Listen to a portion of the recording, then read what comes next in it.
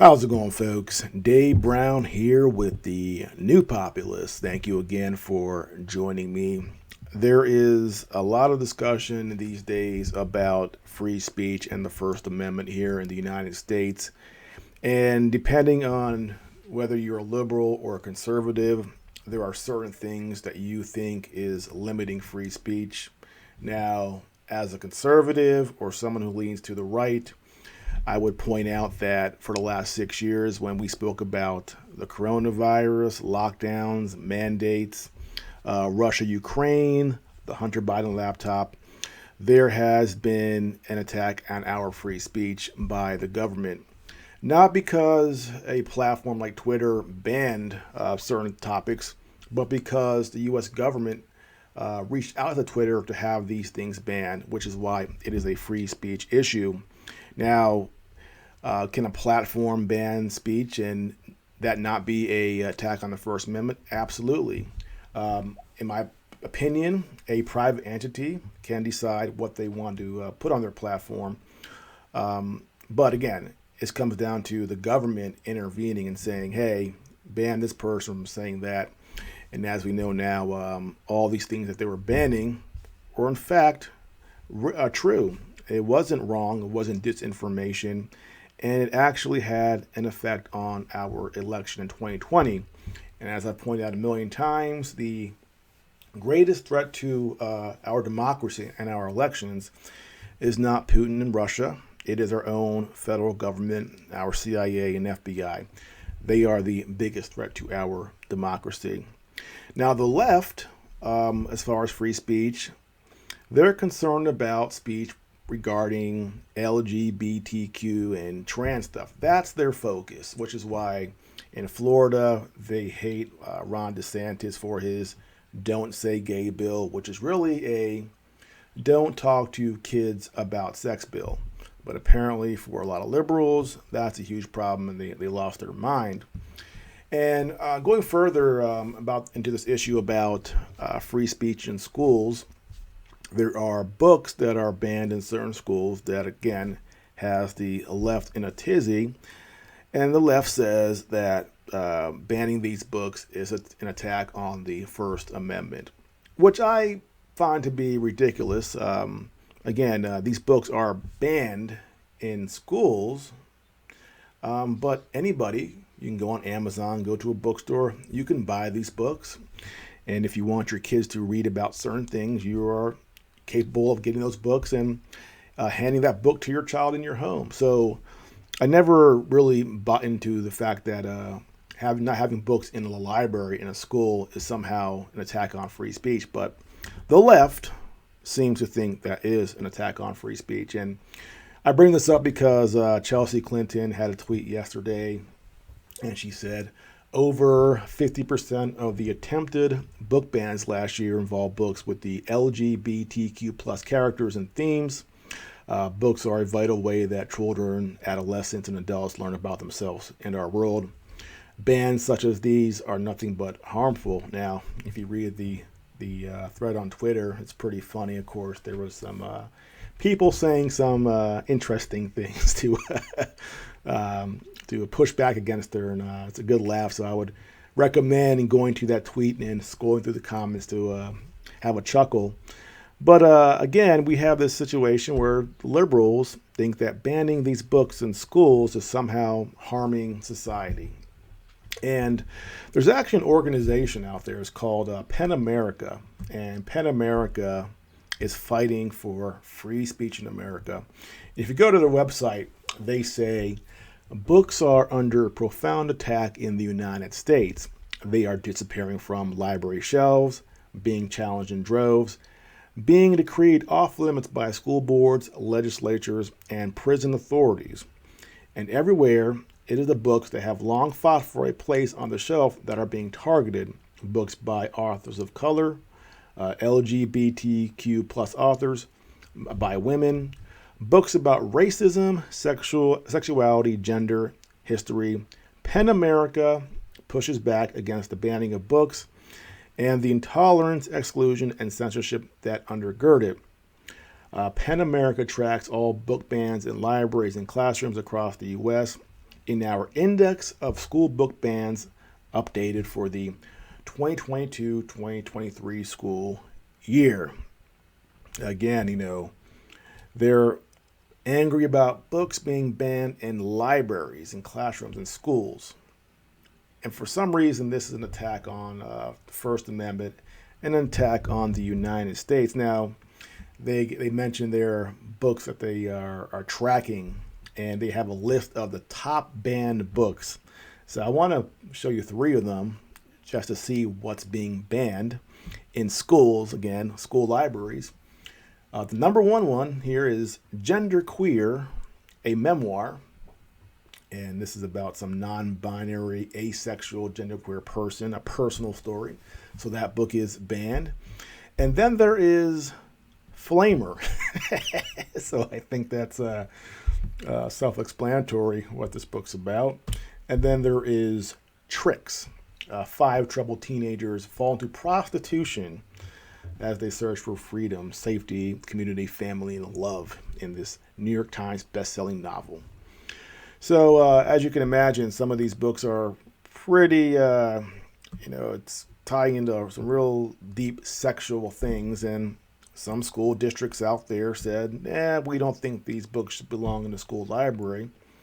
And according to the left in Penn America, this is a huge attack on free speech. Now, legally, is this an attack on the First Amendment? Well, there was one Supreme Court case back in 1982 called Board of Education, Island Trees Union Free School District, number 26 versus Pico. And I'll read you the description here. It was a case in which the United States Supreme Court split on the First Amendment issue of local school boards removing library books from junior high schools and high schools. 4 justices ruled that it was unconstitutional. 4 justices concluded the contrary, and 1 justice concluded that the court need not decide the question on the merits. Pico was the first Supreme Court case to consider the right to receive information in a library, settling under the First Amendment. But the court's fractured plurality decision left the scope of this right unclear. And I think this is where we're going to head to at a certain point, this being challenged again in the Supreme Court, perhaps. Right now, we do have that 5-4 majority. Some would call it 6-3, but Roberts, I don't consider to be a reliable conservative, so I say 5-4, not 6-3. But what's interesting is the arguments made by the justices in this decision. And I want to read the first one that said that this was an attack on the First Amendment, and then 2 that say the opposite, and really, point out how having a school board not have certain books in the school library is absolutely not an attack on the First Amendment. But I'll read the one that says it is first. And this justice says, as noted earlier, nothing in our decision today affects in any way the discretion of a local school board to choose books to add to the libraries of their schools. Because we are concerned in this case with the suppression of ideas, our holding today affects only the discretion to remove books. In brief, we hold that local school boards may not remove books from the school library shelves simply because they dislike the ideas contained in those books and seek by the removal to prescribe what shall be orthodox in politics, nationalism, religion, or other matters of opinion. Now, the question I have immediately is, who decides what goes into a library in the first place? Would that not give that person, in a sense, a way to dictate what kids learn or are exposed to? There are 1 billion books, but a library is only so big, so somebody has to make a choice on what goes there. And in the 2 other opinions or positions by the other justices who did not think this was an attack on free speech, they kind of say something similar. Chief Justice Berger, in his dissent, he says this: presumably, all activity within a primary or secondary schools involves the conveyance of information and at least an implied approval of the worth of that information. How are fundamental values to be inculcated except by having school boards make content-based decisions about the appropriateness of retaining materials in the school library and curriculum? In order to fulfill its function, an elected school board must express its views on the subjects which are taught to its students. In doing so, these elected officials express the views of their community. They may err, of course, and the voters may remove them. It is a startling erosion of the very idea of democratic government to have this court arrogate to itself the power the plurality asserts today. And so what he's saying, again, somebody has to make this decision to put certain books in a school. So they must express their views. It's impossible for them not to. And in a democratic society, because these people are voted for, if the community says we don't like the decisions that these school boards are making, we can remove them. And that's happened in certain places across the country. They have been removed. And I'll read this other dissent because I think it's useful because it provides a slightly different approach to this. But again, it's very, I think, correct in what it's saying. And this is Justice Rehnquist. He says, with these differentiated roles of government in mind, it is helpful to assess the role of government as educator as compared with the role of government as sovereign. When it acts as an educator, the government engaged in inculcating social values and knowledge in relatively impressionable young people. Obviously, there are innumerable decisions to be made as to what courses should be taught, what books should be purchased, or what teachers should be employed. In this very course of administering the many faceted operations of a school district, the mere decision to purchase some books will necessarily preclude the possibility of purchasing others. In each of these instances, however, the book or the exposure to the subject matter must be acquired elsewhere. The managers of the school district are not prescribing it as to the citizenry in general, but are simply determining that it will not be included in the curriculum or school library.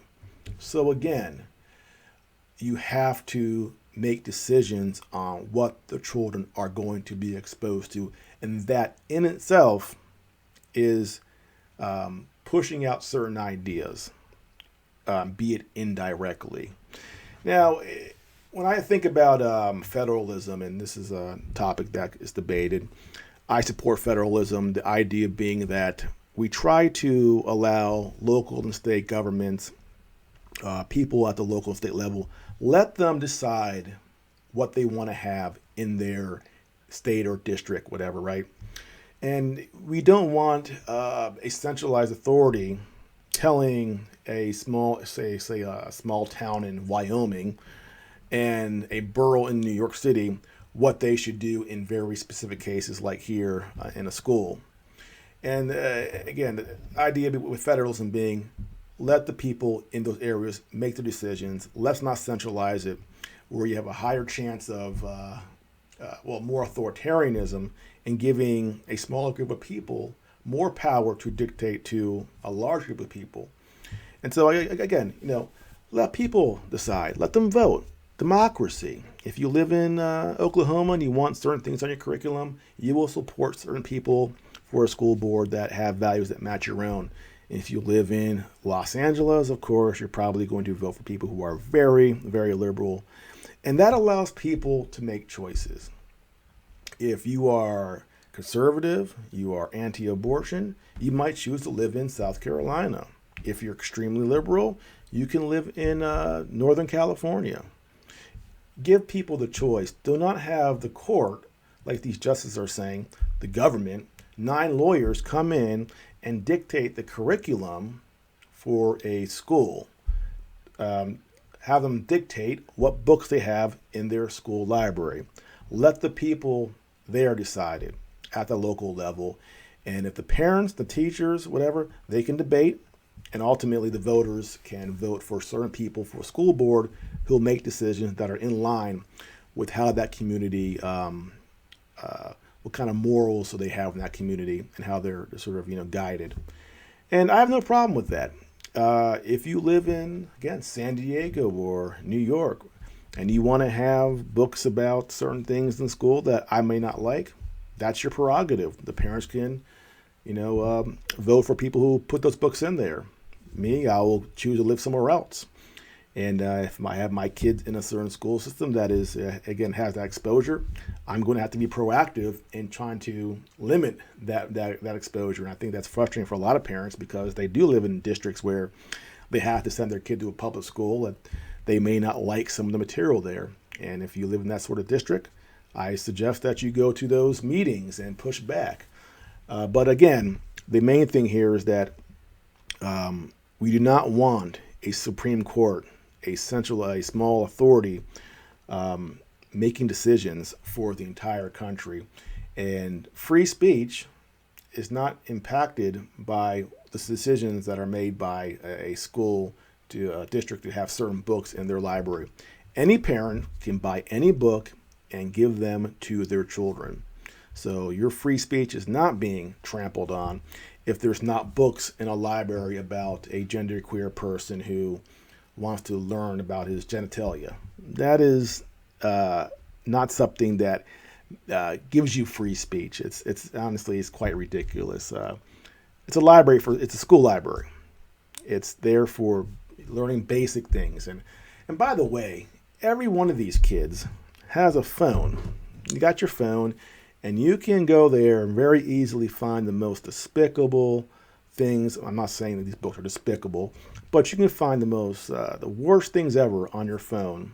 Pornography, you can, the most salacious sort of articles and writings. It's all right here. And believe me, these kids, they have all the exposure they need. They have too much exposure. They have exposure to everything. Things that when I was growing up in the 80s and 90s, we simply didn't have.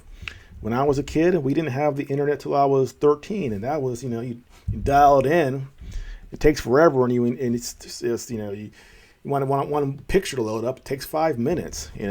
That's what I grew up on. We didn't have this massive exposure to all this stuff. So these kids are not being kept ignorant about the world. And I would argue again the opposite. They have too much information. They have too much exposure. And the exposure to, again, so much lewd stuff is excessive. And having a few books not be in the library really is inconsequential. And they make a big deal of it because, again, there's a bigger thing here with the leftists. They want it to take every chance they have to have these books here, have that exposure. And the teachers in these schools, if these books are allowed in the system, will find a way for those books to show up into the classroom. And that's really the bigger thing there. That's what they want. So they can read these books or recommend these books to children, teenagers at a young age. And that reminds me of a class I had. It's Philosophy 101 when I was in college. When I took Philosophy 101, I thought it was going to be about Socrates and Plato, very basic things like that. Philosophy 101, right? And my teacher was a older feminist lesbian. And she handed out to the classroom a pamphlet, a book that she wrote herself about female goddesses. And 1/3 of our semester was on her book about female goddesses. And I'm thinking, why the heck is Philosophy 101? This is not a feminist course. Why are you putting this here? So this is 15, 20 years ago. So these educators, these teachers, if they're allowed to have the access to the materials, they will put it in front of your kid. I think that's the bigger issue. It's not just a book getting dust in a library, not being read by anybody, but the teacher going, oh, if that book is allowed in the library, that means I can pull off the shelf and bring it to the classroom and try to indoctrinate children, which is what we're seeing in a lot of these classrooms today, which is unfortunately the problem. So again, not a free speech issue. This is just the left trying to get their stuff in the school system to expose it to your kids. And not having these books there here has nothing to do with free speech. Well, that's it for now. If you are new to my channel, please like and subscribe, and I'll see you next time.